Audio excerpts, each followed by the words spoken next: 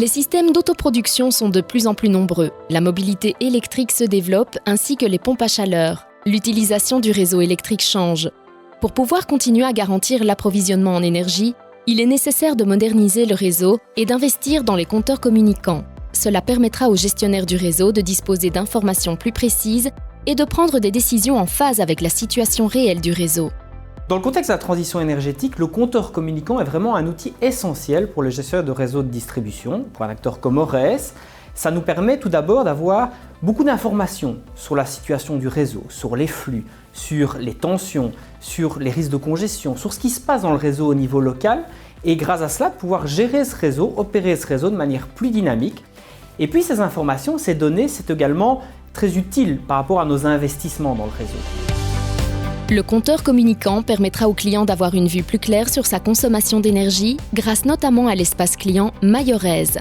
Cela l'incitera à avoir de meilleurs réflexes énergétiques et à moins consommer. 3 grands avantages pour les clients au niveau du compteur communicant.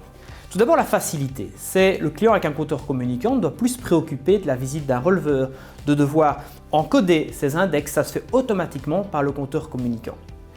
Visibilité, le compteur communicant, c'est aussi la possibilité pour les clients d'avoir la visibilité, la vue sur leur consommation, sur leur injection d'énergie. Grâce à notre espace client MyORES, il peut vraiment suivre en toute transparence ces informations-là, mieux les comprendre, mieux comprendre ses comportements de consommation et pouvoir les optimiser, les adapter, notamment pour réduire la facture. Et puis, possibilité, le compteur communicant, c'est la porte à pas mal de nouveaux modèles qui sont en train de se développer avec la transition énergétique. On peut penser notamment au partage d'énergie. Ces compteurs pourront donc favoriser la participation active des consommateurs à l'émergence de nouveaux modèles de marché. Sur base des données et du profil spécifique de chaque client, le marché de l'énergie va évoluer. Pour le consommateur, ça va augmenter son confort. Ça sera beaucoup plus facile au cas de déménagement pour changer, pour avoir de nouveaux données dans le système. Et la facturation sera encore plus correcte. Il y aura moins de rectifications nécessaires pour le client. Le compteur communicant rend possible de nouveaux services offerts par le fournisseur d'énergie. Ça peut être des systèmes ou des facturations par exemple mensuelles, mais aussi des nouveaux contrats, des contrats dynamiques par exemple, ou des services énergétiques pour des clients qui ont des panneaux photovoltaïques ou une batterie.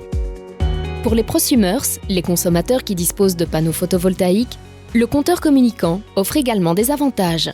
Au niveau du compteur communicant, il y a plusieurs points qui vont pouvoir répondre aux besoins du prosumer. Un, évidemment, mesurer la tension sur le réseau et mesurer surtout la production et la consommation du prosumer jour après jour. Le deuxième point que l'on va également pouvoir avoir, c'est améliorer son autoconsommation pour le prosumer. Troisième avantage, le compteur communicant continue à octroyer la compensation pour le prosumer.